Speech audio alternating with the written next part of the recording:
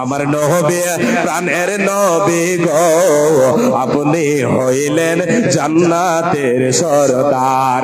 আমার নবী প্রাণের নবী গো আপনি হইলেন জান্নাতের সরদার। যে দেখেছে আপনাকে, যে মেনেছে আপনাকে, ধন্য সে জীবন পূর্ণ সে দিও দেখা জীবনে একবার, দিও দেখা জীবনে একবার।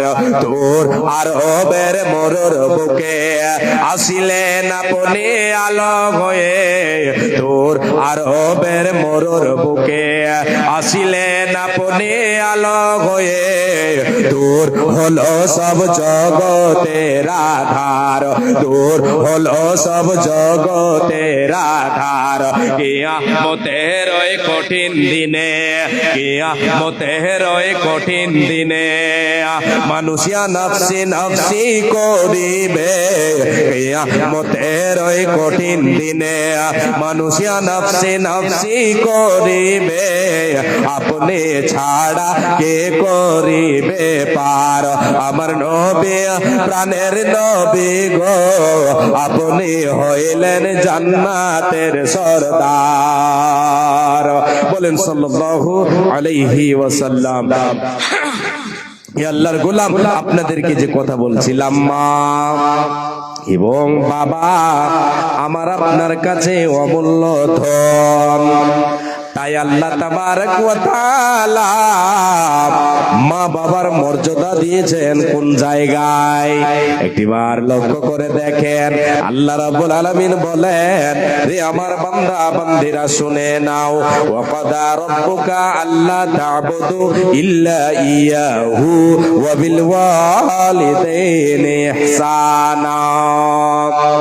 আল্লাহ রাব্বুল আলামিন বলেন, রে পৃথিবীর মানুষ শুনে নাও, এ আদম সন্তান সন্ততি তোমরা শুনে নাও। ওয়া ক্বাদা রাব্বুকা আল্লা তা'বুদু, আল্লাহ রাব্বুল আলামিন বলছেন বান্দা আমি আল্লাহ আমার পক্ষ থেকে এটা চূড়ান্ত সিদ্ধান্ত হয়ে গেছে, আমি এটা ফয়সালা করে দিয়েছি, এটা আমার পক্ষ থেকে ফয়সালা চূড়ান্ত সিদ্ধান্ত। সেটা হলো কি আল্লাহ তা'বুদু ইল্লা ইয়াহু, তোমরা একমাত্র আমি আল্লাহ তাআলার ইবাদত করবে, আমার পূজা পাঠ করবে, আমার পূজা পাঠ করবে, আমার তোমরা একত্ববাদ ঘোষণা করবে। আমি আল্লাহ হলাম ওয়াহদাহু লা শারীক, আমি তোমাদের সৃষ্টি করেছি রে বান্দা, আমি তোমাদের রুজি দিয়ে থাকি, রুজির মালিক হলাম আমি আল্লাহ, সৃষ্টি করেছি আমি আল্লাহ, একমাত্র আমি আল্লাহ হলাম তোমাদের রব, তোমাদের ইলাহ। অতএব বান্দারে আল্লাহ তা'বুদু ইল্লা ইয়াহু, তোমরা আমি আল্লাহ আমার ইবাদত করবে, আমার ইবাদতের সঙ্গে কাউকে তোমরা অংশীদার করবে না, করবে না, করবে না। অন্য আয়াতে আল্লাহ তাবারক ওয়া তাআলা বলেছেন, ওয়া'বুদুল্লাহ ওয়া লা তুশরিকু বিহি শাইআ, তোমরা তোমাদের রব আমি আল্লাহ আবার তোমরা ইবাদত করো, আবার সঙ্গে কাউকে জড়িত করিও না, কাউকে অংশীদার করিও না। রে আল্লাহর গোলাম, আমি আপনি পার্থিব জগতে একাকী এসেছি না, না, না, আমাকে যিনি প্রেরণ করেছেন তিনি হলেন আল্লাহ। আমি আপনি যে খাবার খাই সেগুলি কি কেউ পৃথিবীর দেয় না, যিনি দিয়েছেন তিনি হলেন আল্লাহ। অতএব রে আল্লাহর গোলাম, আল্লাহ তাবারক ওয়া তাআলা বলছেন পৃথিবীতে যা কিছু প্রয়োজন তোমাদের জন্য আমি আল্লাহ সৃষ্টি করেছে, তোমরা আমার ইবাদত করবে বলে। অতএব বান্দারে আল্লাহ তা'বুদু ইল্লা ইয়াহু, তোমরা একমাত্র আমার ইবাদত করো। পৃথিবীর বুকে কোনো মানুষের সামনে মাথা নত করতে পাবে না, কোনো মূর্তি পূজক মূর্তির সামনে মাথা নত করতে পাবে না, একমাত্র আমার ইবাদত করবে, আমার বড়ত্ব বয়ান করবে, আমার গুণগান করবে। এটা ফয়সালা আমি আল্লাহ করে দিয়েছি। জি, তারপরে আল্লাহ বলছেন, আল্লাহ তিনি তিনার আল্লাহ তার ইবাদতের পরে কোন কথা বলেছেন? আল্লাহ বলছেন ওয়াবিল ওয়ালিদাইনি ইহসানা। হে আমার বান্দা বান্দিরা শুনে নাও, মুমিন মুমিনা তোমরা শুনে নাও, আমার ইবাদতের পরে যাদের স্থান আমি তোমাদের কাছে রেখেছি তারা হলো তোমার মা এবং বাবা, ওয়ালিদাইন পিতা এবং মাতা। হে আল্লাহর গোলাম, আমাকে আপনাকে মা বাবার সঙ্গে ইহসান করতে হবে, তাদের সঙ্গে ভালো ব্যবহার করতে হবে। আল্লাহ তাবারাক ওয়া তাআলা এই আয়াতে বলে দিয়েছেন বান্দারে, ওই আমার বান্দারা শুনে নাও, তোমার মায়ের সাথে তোমার বাবার সাথে ইহসান করবে কেমন করে। আল্লাহ তাবারাক ওয়া তাআলা বলছেন আমার ইবাদতের পরে পরে তোমরা তোমাদের মা বাবার সঙ্গে ইহসান করো। ওয়াবিল ওয়ালিদাইনি ইহসানা ইম্মা ইয়াবলুগান্না ইনদাকাল কিবারা আহাদুহুমা আও কিলাহুমা ফালা তাকুল লাহুমা উফ ওয়ালা তানহারহুমা ওয়া কুল লাহুমা কাওলান কারীমা। আল্লাহ রাব্বুল আলামিন বলেন বান্দা ইহসান করবে কেমন করে ইহসান করবে শুনে নাও। তোমার মা তোমার বাবা দুইজন অথবা একজন যখন তুমি পেয়ে যাবে পার্থক্যে পৌঁছে গেছে, বৃদ্ধ হয়ে গেছে তোমার বাবা, বৃদ্ধা হয়ে গেছে তোমার মা, সেকালেও তোমাকে কি করতে হবে, তাদের সঙ্গে সৎ ব্যবহার করতে হবে, তাদের সঙ্গে ভালো ব্যবহার করো, তাদের সামনে উফ কথাটা তুমি বলিও না।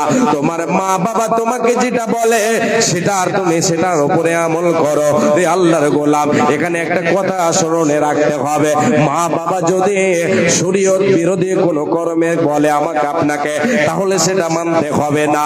সেটা ছাড়া মা বাবার কথা আমাকে আপনাকে মানতে হবে, মা বাবার সঙ্গে ভালো ব্যবহার করতে হবে, তাদের সামনে চোখ রাগান্বিত করে কথা বলা চলবে না। নম্রভাবে নম্র মিজাজে মাথা নত করে মায়ের সামনে বাবার সামনে কথা বলতে হবে, বাবা মাকে সম্মান দিতে হবে। আল্লাহ রাব্বুল আলামিন বলেন বান্দা তোমার মা বাবার জন্য তুমি আমার কাছে দোয়া করো। কি বলে দোয়া করতে হবে? আল্লাহ তাবারাক ওয়া তাআলা বলছেন রব্বিরহামহুমা কামা রব্বায়ানি সাগীরা। আল্লাহ বলছেন বান্দা তোমরা আমার কাছে মা বাবার তোমার মা বাবার জন্য দোয়া করো, তোমরা মা বাবার জন্য দোয়া করো, মা বাবার সঙ্গে ইহসান করা হবে। রে আল্লাহর গোলাম, ভাই আমার বোন, মা আমার বোন, সকলে কর্ণপাত করে শুনুন। এবার আপনাদেরকে একটা হাদিসের দিকে নিয়ে যায়। মা বাবা আমার কাছে আপনার কাছে মূল্যবান জিনিস। এই মা বাবার সেবা করতে গেলে, মা বাবার সঙ্গে সৎ ব্যবহার করলে বিশ্বনবী বলেছেন ইহকালে তোমার লাভ, পরকালেও তোমার লাভ। মা বাবার সঙ্গে বেয়াদবি করা যাবে না, যাবে না, যাবে না। মা বাবার সঙ্গে বেয়াদবি করলে, তাদেরকে তাদের সঙ্গে নাফরমানি করলে আমার আল্লাহ তার উপরে নারাজ হয়ে যায়। ওই বান্দা কোশ্চিন কালেও আল্লাহর জান্নাত পাবে না, পাবে না। এই আল্লাহর গোলাম, রে আল্লাহর গোলাম যুবক, বিশ্বনবী তার কান্ডারি বলেছেন বাবা তোমার কাছে দামি জিনিস, মা তোমার কাছে দামি জিনিস, পৃথিবীর বুকে সবচাইতে হক পানেওয়ালা জিনিস যে আমার আপনার কাছে হক পাবেন বেশি, সে হলো এক নম্বরে মা, দ্বিতীয় নম্বরে হলো বাবা। আল্লাহর নবীকে একজন সাহাবী জিজ্ঞাসা করেন ইয়া রাসূলুল্লাহ, ও দয়ার নবী গো, মান আহাক্কু বিহুসনি সাহাবাতি। আল্লাহর রাসূল সাল্লাল্লাহু আলাইহি ওয়াসাল্লামকে বললেন ইয়া রাসূলুল্লাহ, আমার যে ভাই, আমার যে আত্মীয় স্বজন রয়েছে, আমার যে বন্ধু বান্ধব রয়েছে, আমার যে পরিবারের লোক রয়েছে, সবার মধ্য থেকে আমার কাছে হক পাবে বেশি, মর্যাদা পাবে বেশি কে? আল্লাহর নবী জবাবে বললেন উম্মুকা। ক্বালা তুম্মা মান? ক্বালা উম্মুকা। ক্বালা তুম্মা মান? ক্বালা উম্মুকা। বিশ্বনবীকে ওই সাহাবী তিনবার জিজ্ঞাসা করলেন। আল্লাহর নবী তিনবারের বারই কথাটাই বললেন উম্মুকা, তোমার মা তোমার কাছে হক পাবে বেশি। আবার সাহাবী জিজ্ঞাসা করলেন ইয়া রাসূলুল্লাহ, তার নবী গো আমার কাছে হক পাবে বেশি কে, আমার কাছে তারপরে কে পাবে? বিশ্ব নবী 4 বারের বার বলেছিলেন আবুকা, তোমার বাবা পাবে তোমার কাছে হক। রে আল্লাহর গোলাম, এই হাদিসে আল্লাহর নবী মায়ের মর্যাদা বাবার থেকে 3 গুণ বাড়িয়ে দিয়েছেন বেশি। কেন? এর একটা কারণ কি? এর কারণ হলো রে আল্লাহর গোলাম, বাবার চেয়ে মা 3টা কষ্ট বেশি করে, যে কষ্ট মা ছাড়া বাবা করে না। পৃথিবীতে যারা মা হয়েছে, সন্তান গর্ভে ধারণ করেছে, তাদেরকে 3টা কষ্ট সহ্য করতে হয়। নম্বরে 1 নম্বরে 1 হলো পেটে গর্ভে ধারণ করেছেন সন্তান, এটা ছেলেদের নয়, এটা হলো পুরুষদের নয়, এটা হলো মেয়েদের পেটে সন্তান ধারণ হয়। মা পেটে সন্তান ধারণ করেছে 9 মাস 10 মাস ধরে, এতে যে কি জ্বালা, এতে যে কি কষ্ট, ব্যথা বেদনা মা জানে। যে সন্তান প্রসব দিয়েছে সে মা ছাড়া পৃথিবীর কোন মানুষ জানে না। দ্বিতীয় নাম্বার কষ্ট, সেটা হলো প্রসব যন্ত্রণা। প্রসব যন্ত্রণা, মা সন্তানকে দুনিয়ায় ভূমিষ্ঠ হবে। প্রসব দিতে গিয়ে সন্তান যখন ভূমিষ্ঠ হয়, সে সময় যে প্রসব যন্ত্রণা গুলি আসে, এই যন্ত্রণা কত বড় যন্ত্রণা, এটা কত বড় যন্ত্রণা মা ছাড়া পৃথিবীর কোনো মানুষ জানে না। তৃতীয় নম্বর হলো সন্তানকে দুগ্ধ পান করিয়ে 2 বছর 1 বছর 2 বছর ধরে তার সেবা করা, এটা পৃথিবীর মা ছাড়া অন্য কেউ জানে না। এই জন্য বিশ্বনবী তার কান্ডারে 3খানা কষ্ট মাকে বেশি করতে হয় বাবার থেকে বেশি। এর জন্য আল্লাহর নবী মায়েদের সম্মান বাড়িয়েছেন, 3 গুণ সম্মান বেশি দিয়েছেন, মর্যাদা বেশি দিয়েছেন। রে আল্লাহর গোলাম, বিশ্বনবী হাদিসে বলেছেন, মায়ের পায়ের তলে যদি শরীরের চামকে কেটে দিয়ে জুতা বানিয়ে পরিয়ে দেওয়া হয়, তবুও মায়ের হক আদায় করা সম্ভব হবে না। এই আল্লাহর গোলাম হযরতে উমর রাদিয়াল্লাহু তাআলা আনহু, দেখেন একটা কথা এখানে বলে দিয়ে আগে, রাসূলের কওল ফেল তাকরীরকে হাদিস বলা হয়, কিন্তু তার সাথে সাথে সাহাবীদের কথা কেও হাদিস বলা হয়, কওল ফিল তাকরীর। জি, সাহাবীদেরও কথাকে হাদিস বলা হয়। জি, তার মধ্যে একটা হাদিস বলছি শুনুন, তাহলে বুঝতে পারবেন। হযরত ওমর রাদিয়াল্লাহু তাআলা আনহু, আচ্ছা আধা ঘন্টা আপনাদের কাছে চেয়েছি, বেশি হয়ে গেল নাকি? আধা ঘন্টাতে একটু বেশি হয়ে গেছে, 40 মিনিট হয়ে গেছে, ওই জন্য কয়েকজন পালিয়ে গেছে, বুঝতে পারছি। তা আপনারা চলে যাবেন নাকি? চলে গেলে চলে যান নাকি? যাবেন না বাবা? যদি যান তো চলে যান, আমি থাকছি। যাবেন না? আচ্ছা, এবার শুনেন তাহলে। হযরত ওমর রাদিয়াল্লাহু তাআলা আনহু হজের মৌসুমে হজ করতে গেছেন। হজের মৌসুমে কোন মাসে হজ করে? রোজার মাসে? বলেন দেখি, আমরা তো সবাই এখানে মুসলমান। এই শ্রোতা আপনাদের মধ্যে থেকে কেউ একজন বলেন তো, কোন মাসে হজ ফরজ? কোন মাসে হজ করতে হয়? হজ, হ্যাঁ মাশাআল্লাহ, আলহামদুলিল্লাহ, জিলহজ মাসে হজ হজ করতে হয়। জি মাশাআল্লাহ, আলহামদুলিল্লাহ। হজের মৌসুমে হজ করতে গেছেন হযরতে ওমর রাদিয়াল্লাহু তাআলা আনহু। তো হজ করতে গিয়ে কাবার তাওয়াফ করছেন। জি এটা হচ্ছে একটা রুকন, হজের তাওয়াফ করছেন, কাবার চতুর্দিকে চক্কর দিচ্ছেন, এটাকে তাওয়াফ বলা হয়। 7 চক্কর দিতে হবে, একটা তাওয়াফ হবে। জি আল্লাহর গোলাম বিশ্বনবী তার কান্ডারের সাহাবে হযরতে উমারে ফারুক রাদিয়াল্লাহু তাআলা আনহু, খলিফাতুল মুসলিমিন, তিনি তাওয়াফ করছেন।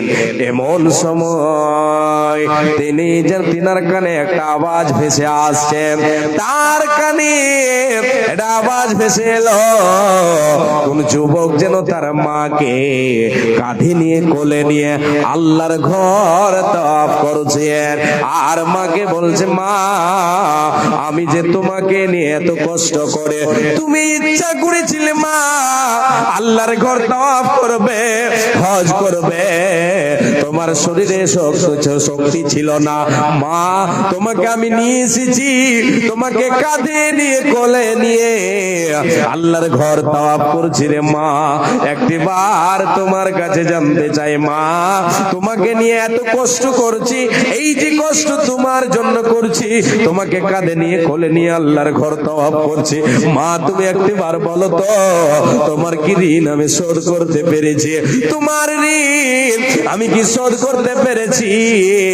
এই কথা যখনই ওই যুবক মার কাছে জানতে চেয়েছে, হযরত উমরের কানে এই ধ্বনিটা পৌঁছেছে। হযরত উমর থমকে দাঁড়িয়েছেন, দাঁড়িয়ে দেখছেন কে রে, কে যেন তার মার কাছে জানতে চাইছে, মা তোমার আমি তোমার হক আদায় করতে পেরেছি কি, তোমার ঋণ শোধ করতে পেরেছি কি? নজরে এলো যুবক যেন তার মাকে নিয়ে তওয়াফ করেছে, কাঁধে নিয়ে কোলে নিয়ে তওয়াফ করেছে। তিনি এবার কি করলেন, হযরত উমর ওই যুবককে ডাকলেন, আয় যুবক আয় রে, যুবক এখানে আয়। যুবক হযরত উমর রাদিয়াল্লাহু তাআলা আনহুর কাছে এসে উপস্থিত হলো।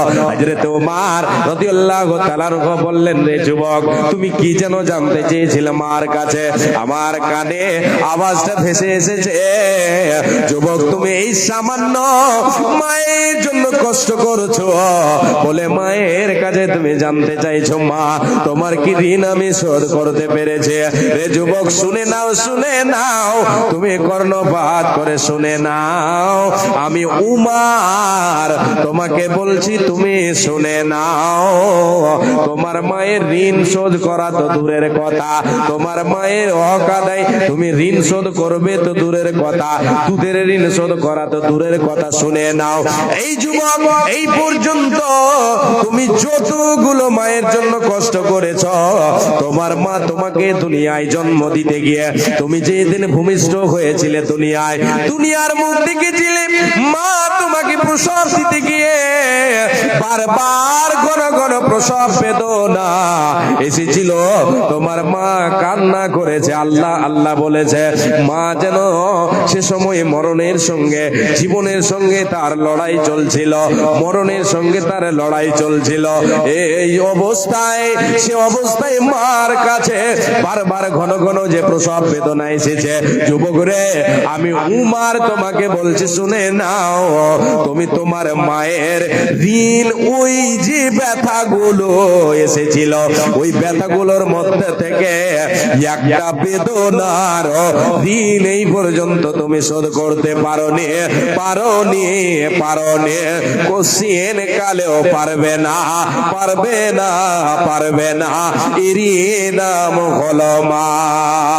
প্রশংসা কি করিব আমি মাতা ও পিতার, যাদের জন্য দেখে আছি মুখ ধনে আর, আইরে প্রসব কালে ব্যথা জননীর, আইরে প্রসব কালে ব্যথা জননীর, যে ব্যথায় ঘুম নাই চোখে পড়োশের, উলট পালট করে বাঁচে না খো আর, হে খোদা দয়ালু মোরে কর গয় তার, বাঁচিবার আশা নাই আয় হায় হায়, প্রসব হইল ছেলে এমন সময়, উঠিতে না পারে না সরে জবান, ইশারাতে বলে ছেলে মোর কাছে আনো, বদন খুনে সব গিয়েছে ভিজিয়া, তবু দুঃখ নাই করে সন্তান ঘেরিয়া, উঠিতে না পারে না মা সরে জবান, ইশারাতে বলে ছেলে মোর কাছে আনো, যখন আনিয়া ছেলে মাতার কাছে দিল,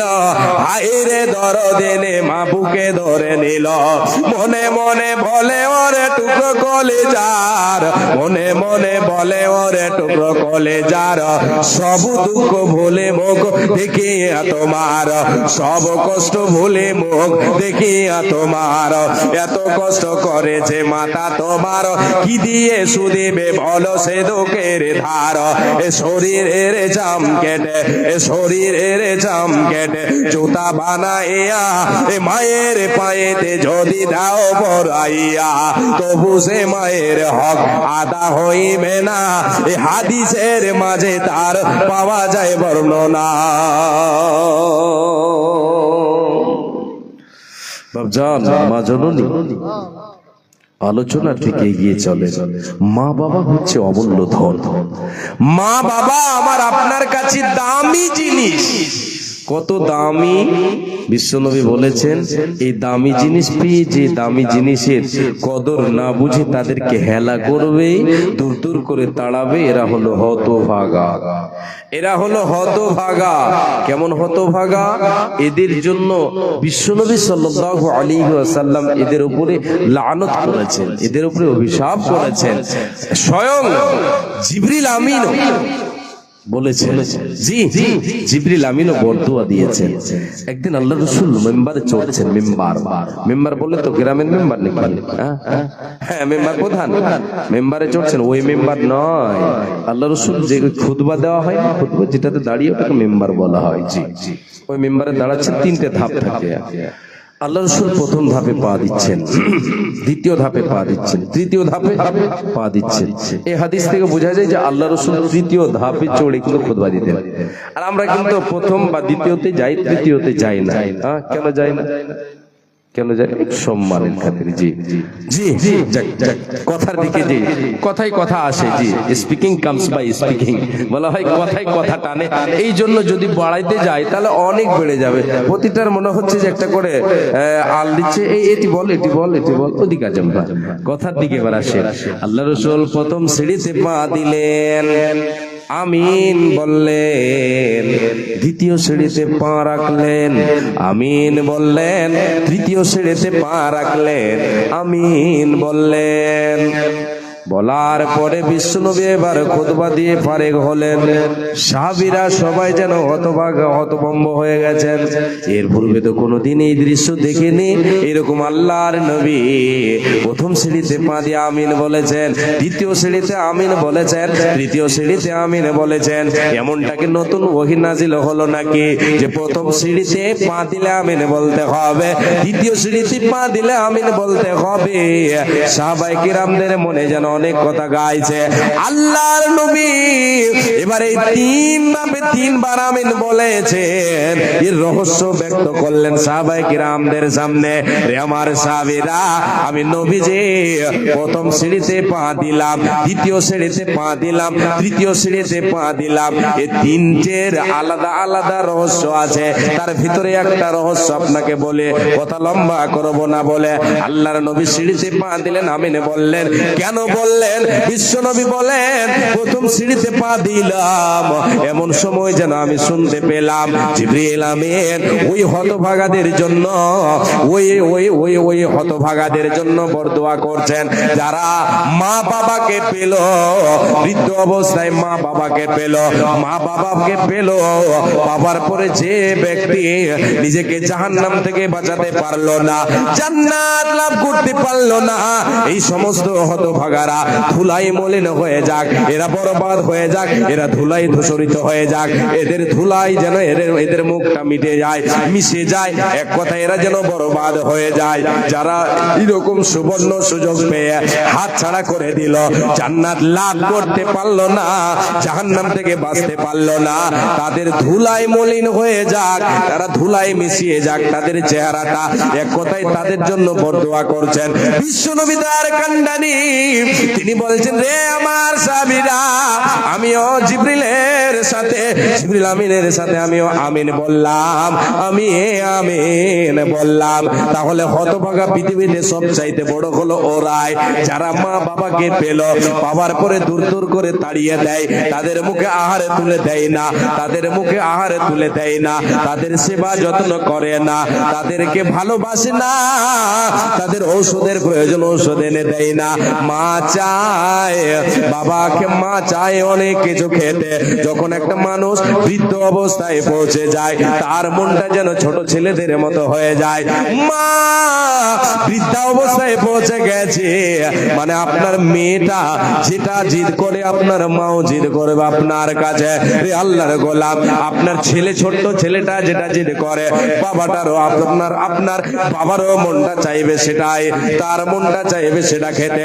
মা বাবা তোমার জন্য অপেক্ষায় থাকবে, তুমি যদি তাদের সেবা করো, তাদের মুখে যদি তুমি এনে দাও, তুমি যদি বাজার থেকে তাদের জন্য বিস্কিট এনে দাও, ভালো জিনিস এনে দাও, তাদের ইহসান করা হলো, তাদের সঙ্গে ভালো ব্যবহার করা হলো। আর তুমি বিবি বাল বাচ্চা নিয়ে ঘরে বসে বসে খাবে, মা বাবা তোমার ঘরে শুয়ে আছে, তারা চেয়ে আছে বড় করেছে, সন্তান এনে দেবে, কিন্তু না না না, আপনি তাদের মুখে আহার না দিয়ে, তাদেরকে খুশ না করে আপনি আপনার পরিবার নিয়ে, ছেলে মেয়ে নিয়ে আপনি খুশ থাকার চেষ্টা করেছেন। রে আল্লাহর গোলাম, বিশ্বনবী বলেন তোমার জন্য জাহান্নাম তৈরি আছে, জাহান্নামের দরজা খুলে দেওয়া হবে, জান্নাতের দরজা খোলা হবে না, হবে না, হবে না।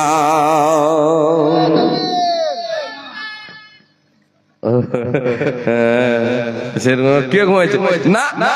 ওখানে কয়েক ভাই আমার কিন্তু চলছে, কি বলে কি নাম গেল বলেন জি? বাদাম, কাঁচা বাদাম না ভাজা বাদাম না, হ্যাঁ খান, অসুবিধা নেই। আরে পেট বড় বালাই, পেটটা এটা একটা জাহান্নাম। এই জাহান্নামে যদি মানে এর খাবার কমে যায় মুশকিল করে দিবে। হ্যাঁ জি, মুশকিল করে দেবে, দরকার আছে তো, দরকার আছে। এই জাহান্নাম এমন একটা জাহান্নাম, যখন চাইবে তখন কিছু দেন খেতে, না দিলে কিন্তু আপনাকে ব্যস্ত করে দেবে। আর আল্লাহ যে জাহান্নাম তৈরি করে রেখেছেন, ওই জাহান্নামেরও কিন্তু পেট ভরবে না, এই জাহান্নামেরও পেট সহজে ভরে না। যা দিবেন আরো চাই করবে না। হ্যাঁ, ওই জাহান্নাম আল্লাহ যে তৈরি করেছেন জান্নাত জাহান্নাম, ওই জাহান্নামেরও পেট ভরবে না, জানিস? আল্লাহ তাআলা বলবেন, হ্যাঁ আল্লাহ তাআলা বলবেন তুমি কি ভরেছো, তোমার পেট ভরেছে? ইয়াউমা নাকুলু লিজাহান্নাম হালিম তালাতু ওয়া তাকুলু হাল মিন মাজিদ, হ্যাঁ না? জি, আল্লাহ তাআলা জাহান্নামকে বলে ভরেছো, যা ওয়াদা করেছিলাম তোমাকে দেব, তোমার কাছে গিয়েছে, আমার বান্দারা গিয়েছে, বলবে যে আল্লাহ হাল মিন মাজিদ, আর কি আছে? সব জাহান্নামীরা জাহান্নামে চলে যাবে, তাও জাহান্নামের পেট ভরবে না। তখন বলবে আল্লাহ আর কি আছে? তখন আল্লাহ চিন্তা ভাবনা করে তখন বলবে যে আরে তো আরো চাইছি। তখন আল্লাহ তাআলা, বিশ্বনবী বলেছেন, আল্লাহ তাআলা তিনার কদম মোবারক পাকে জাহান্নামের ভিতরে ভরবেন, জাহান্নামের মুখে। তখন জাহান্নাম বলবে বাস, আল্লাহ হয়ে গেছে, আর লাগবে না, ভরে গেছে, পেট ভরে গেছে। আল্লাহর গোলাম, চলেন আপনাদেরকে কথার দিকে নিয়ে যায়। মা বাবা কত বড় দামি জিনিস জানেন? মা বাবার সেবা করলে কত লাভ আছে জানেন? পৃথিবীতে কোন বিপদে পড়েছেন, কোন অসুবিধায় পড়েছেন, কোন জায়গায় বাধা পড়ে গেছেন, আপনার সাহায্যকারী সহযোগিতাকারী আপনি খুঁজে পাচ্ছেন না, আপনি অশিলা বানান মায়ের বাবার যে সেবা করেছেন, যে সৎ আমলটা করেছেন, মা বাবার মুখে হাসি ফুটিয়েছেন, মা বাবার মুখে আপনি আহার দিয়ে মা বাবার সঙ্গে সৎ ব্যবহার করে তার মুখে যে হাসি ফুটিয়েছেন, আপনার উপরে রাজি আছে, ওই আমলটাকে তুলে ধরে আপনি আল্লাহর কাছে চান, আল্লাহ তাআলা আপনার বিপদকে দূরীভূত করে দেবেন। এর জন্য হাদিস বুখারীতে রয়েছে, হাদিসটাকে কয়েকবার ইমাম বুখারী নিয়ে এসেছেন আর আলাদা আলাদা করে বাব বেঁধেছেন। জি, হাদিসটা কি? গুহায় বন্দী তিনজন বনি ইসরাইলের ব্যক্তি গুহায় বন্দী ছিল। তারা সংক্ষেপে বলি, বনি ইসরাইল তিনজন ব্যক্তি পথ চলছেন, পথের পথিক হয়েছেন, পথ চলছেন, মুসাফির সফর বেরিয়েছেন, যাচ্ছেন, যেতে যেতে বহুদূর যাবার পরে এমন সময় ঘনিয়েছে, আকাশে যেন মেঘ দেখা দিল, আকাশে মেঘ দেখা দিল, ঝড় তুফান যেন চলে আসছে। আকাশে যখন মেঘ সাজে তখন কি হয়? অন্ধকার হয়ে যায় না বলেন? অন্ধকার হয়ে গেছে। আমরা অনেকেই বলে থাকি এখন ঘূর্ণিঝড় আসবে, অন্ধকার হয়ে গেছে, আকাশ যেন অন্ধকার হয়ে গেছে। আর ওই অন্ধকার থেকে বাঁচার জন্য ওই ঝড়ের কবল থেকে বাঁচার জন্য, বৃষ্টির কবল থেকে বাঁচার জন্য, পাথরের কবল থেকে বাঁচার জন্য ওই তিনজন ব্যক্তি, বনি ইসরাইলের তিনজন ব্যক্তি, তারা এই পাহাড়ের একটি গুহায়, পাহাড়ের একটি গর্তে তারা ঢুকে পড়লো। এখানে বাড়ি নাই, ঘর নাই, চলো এই পাহাড়ের এই গুহায় যদি আমরা প্রবেশ করে যাই তাহলে আমরা ঝড়ের কবল থেকে, বৃষ্টির কবল থেকে বেঁচে যাব। তিনজন ব্যক্তি সেই গুহায় প্রবেশ করে গেল। আল্লাহ তাবারক ওয়া তাআলার দেখেন খেলা, আল্লাহ তাবারক ওয়া তাআলার করিশ্মা দেখেন। রব্বুল আলামিনের হুকুমে একটা পাথর যেন গড়তে গড়তে এসে ওই পাহাড়ে, ওই গর্তের গুহার মুখ যেন বন্ধ হয়ে যায়। ওই গর্তের মুখে পাহাড় থেকে পাথর গড়তে গড়তে এসে ওই গর্তের মুখটা বন্ধ হয়ে গেল। এবার তিনজন যেন নিরাশ হতাশ হয়ে গেল। এবার তিনজন ব্যক্তি, ওই তিন মুসাফির, তিন পথিক, বনি ইসরাইলের তিন পথিক ওই গুহায় পড়ে আছেন, বসে আছেন। পাথরটা এসে যে বন্ধ হয়ে গেল, নিরুপায় হয়ে গেল। তিনজন মিলে ক্ষমতা এবার প্রয়োগ করতে শুরু করলো। ধর পাথরটা সরা, বের হতে হবে আমাদের। তিনজন মিলে ক্ষমতায় দিয়ে, শক্তি দিয়ে সরাবার চেষ্টা করলো। তিনজনে সরাতে পারলো না, একটুকু হিলাতে পারলো না। এবার তারা আপ্রাণ চেষ্টা করলো, যত চেষ্টা চালালো কোনো কাজে আসলো না। শেষ পর্যায়ে তারা দেখে, কাকে ডাক দেব রে, মোবাইল নাই, ফোন করে ডাকবো তো। মোবাইল ছিল তখন? মোবাইল ছিল না। এখন যদি কোনো জায়গায়, বন্ধু আছো কোনটি, এসো তাড়াতাড়ি এসো, জি জি এসো, চোর ধরতে হবে, মেসেজ করে দিল, বুঝে গেল। কথা বলতে হবে, মেসেজ করে চাট করে দিলে হয়ে গেল, ব্যাস লিখে দিলে হলো। কিন্তু এমন সময়, এমন যুগ যে না আছে মোবাইল, ডিজিটাল যুগ নয়, সেগুলো হচ্ছে পাথরের যুগ, পাথরের যুগ। কে বাঁচাবে, কাকে ডাক দেব রে? এবার তারা তিনজনে পরামর্শ করলো, আমাদের ক্ষমতা তো কাজে আসলো না, এবার আমরা আল্লাহর কাছে চাই। এবার আল্লাহর কাছে যে চাইবো, ডাইরেক্ট আল্লাহর কাছে চাইবো, আল্লাহ তাবারক ওয়া তাআলা আমাকে হয়তো দেরিতে এর বদলা দিতে পারেন। কিন্তু রে বন্ধুরা, তিন বন্ধু মিলালো যে এমন আমল জীবনের তুলে ধরো যে আমলে আল্লাহ রাজি হয়ে আছেন, খুশি হয়ে আছেন, এমন আমল তুলে ধরো। আল্লাহর সামনে আল্লাহকে বলো, বলার পরে আল্লাহর কাছে এর জন্য সাহায্য চাও, ওয়াসিলা বানাও রে, আমলকে ওয়াসিলা বানিয়ে আল্লাহর কাছে চাও। এই বলে তারা তিনজন পরামর্শ করলো। তিনজন তিনটা আমল নিয়ে হাজির হলো। তার ভিতরে একজন শুরু করলো, রে আব্বু, সে একজন শুরু করলো দুটো হাতকে উত্তোলন করে দিয়ে, হে রব্বুল আলামিন, হে আল্লাহ, আমার বৃদ্ধা মাতা, বৃদ্ধ পিতা ছিল, আমি তাদের জন্য, আমার সন্তানও ছিল, আমি তাদের জন্য, আমার পরিবারে মা বাবাও ছিল, আমি তাদের জন্য মেষ দুম্বা চড়াতাম এবং সন্ধ্যা হলে দুধ দহন করে এনে মা বাবার মুখে তুলে দিতাম, তাদেরকে পান করাতাম, তারপরে আমার পরিবারকে পান করাতাম, ছেলে মেয়েকে পান করাতাম। এই কথা বলতে শুরু করলো। হে আল্লাহ তাআলা, একদিন এমন হয়ে গিয়েছিল, আমি আমার ছাগলের জন্য, মেষ দুম্বার জন্য তাদের খাবার খুঁজতে খুঁজতে, গাছের পাতা খুঁজতে বহু দূর চলে যেতে হয়েছিল। বলে আমার সেই দিন রাতে ফিরতে দেরি হলো। মা বাবাকে এসে দেখলাম ঘুমন্ত অবস্থায়, প্রতিদিনের নাই আমি দুধ দহন করে এনেছিলাম। হে আল্লাহ তাআলা, আমি আমার মা বাবাকে না খাইয়ে, আমি আমার ছেলে মেয়েকে খাওয়াই নাই, আমি মা বাবাকে জাগালাম না, মা বাবা কষ্ট পাবেন বলে আমি রাত ধরে মা বাবার শিওরে দাঁড়িয়ে থাকলাম, দুধের গিলাস নিয়ে দাঁড়িয়ে থাকলাম। আর এক বর্ণনায়, অতিরিক্ত বর্ণনায় এসেছে, ছেলে মেয়েগুলো আমার পায়ের তলে কান্না করছে, তারা খাবারের জন্য তারা কান্না করছে, কিন্তু না না, আমি আমার মা বাবাকে না খাইয়ে আমি আমার পরিবার আমার ছেলে মেয়েকে খাওয়াবো না। রব্বুল আলামিন সকাল হলো, ফজর হলো, মা বাবা জাগ্রত হলো, তাদেরকে দিলাম, পান করলো, বলে আমি বড্ড খুশি হলাম। তারপরে আমার সন্তানদেরকে পান করালাম। হে আল্লাহ তাআলা, আমি যদি এই আমলটা তোমার সন্তুষ্টি অর্জনের জন্য করে থাকি, আল্লাহুম্মা ইন কুনতু ফাআলতু যালিকা ইবতিগা ওয়াজহিকা ফাফরুজ আন্না মা নাহনু ফীহি।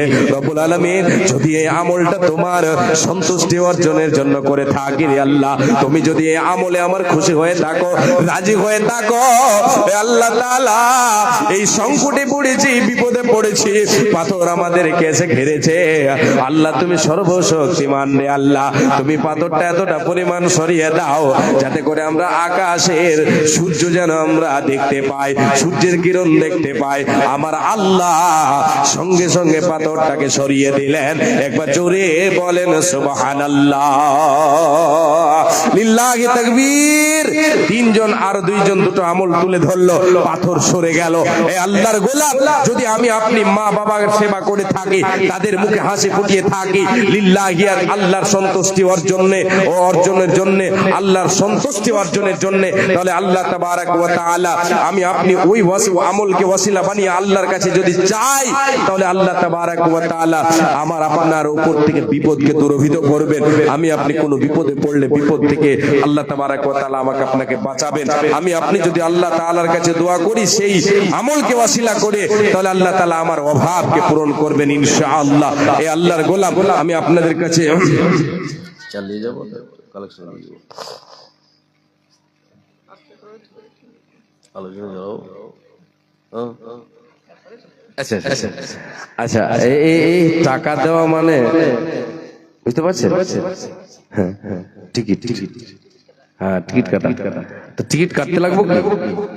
হ্যাঁ টিকিট কাটবো? আরে বাবু বলছে টিকিট কাটেন, ও বুঝতেই পারেনি, আসল তথ্য বুঝতেই পারেনি, টিকিট কাটেন কি যে টিকিট কাটো বুঝতে পারেনি, হ্যাঁ ওই জন্য বলছে টিকিট কাটেন। আল্লাহু আকবার। 1000 টাকা একজন দিয়েছেন আর একজন দিয়েছেন 300 টাকা। আল্লাহু আকবার, আলহামদুলিল্লাহ, আল্লাহুম্মা সাল্লি আলাইহি আল্লাহুম্মা বারিক আলাইহি। আল্লাহ তোমার যে বান্দা 1000 দিয়েছে, আল্লাহ তোমার এই বান্দার রুজি রুটিতে আল্লাহ তুমি বরকত দাও। আল্লাহুম্মা বারিক লাহুম ফিমা রাযাকতাহুম ওয়াগফির লাহুম ওয়ারহামহুম। হে আল্লাহ তাআলা, আর এক বান্দা তোমার 300 টাকা দিয়েছে, আল্লাহুম্মা বারিক লাহুম ফিমা রাযাকতাহুম ওয়াগফির লাহুম ওয়ারহামহুম। আমিন সুম্মা আমিন। আল্লাহুম্মা সাল্লি আলাইহি আল্লাহুম্মা বারিক আলাইহি। জি আল্লাহর গোলাম, মা বাবার সেবায় আমার আপনার লাভ আছে। মা বাবা কত বড় জিনিস, কত দামি জিনিস, আমার আপনার কাছে হক পাবেন কতটা। বিশ্ব নবীর কাছে একজন সাহাবী গিয়ে বলছেন, ইয়া রাসূলুল্লাহ, আল্লাহ রাসূল, আমি আপনার কাছে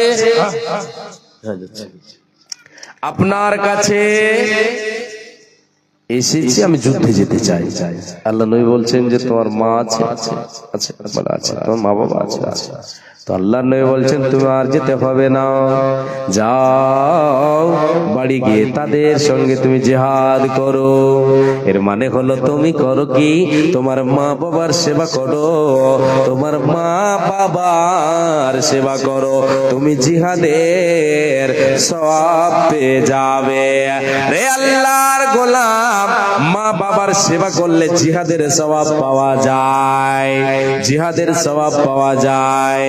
আল্লাহর নবী সাল্লাল্লাহু আলাইহি ওয়াসাল্লাম মা বাবার মর্যাদাকে বাড়িয়ে দিয়েছেন। রে আল্লাহর গোলাম, এবার আমি আপনি বলবো, মাওলানা সাহেব আমার মা নাই, বাবা নাই, মারা গেছে, আমি কে তাদের কোন আমল করতে পারবো? তাদের সঙ্গে কে এহসান করতে পারবো? তাদের সঙ্গে তাদেরকে আমি কোন লাভ করতে পারবো? আল্লাহর গোলাম পারবেন?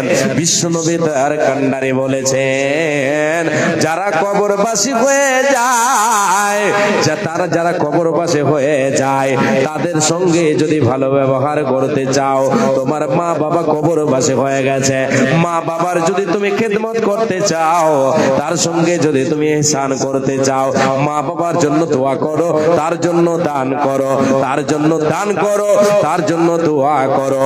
এই দান দোয়া তার নেমে আমল নামায় আল্লাহ পৌঁছে দেবেন। এটা সরকারে ডাকে পৌঁছে যাবে, সরকারে ডাকে ডাইরেক্ট পৌঁছে যাবে, মা বাবার আমল নামায় চলে যাবে। আল্লাহর নবীর সাহাবী একজন নাম হলো সাদ রাদিয়াল্লাহু তাআলা আনহু।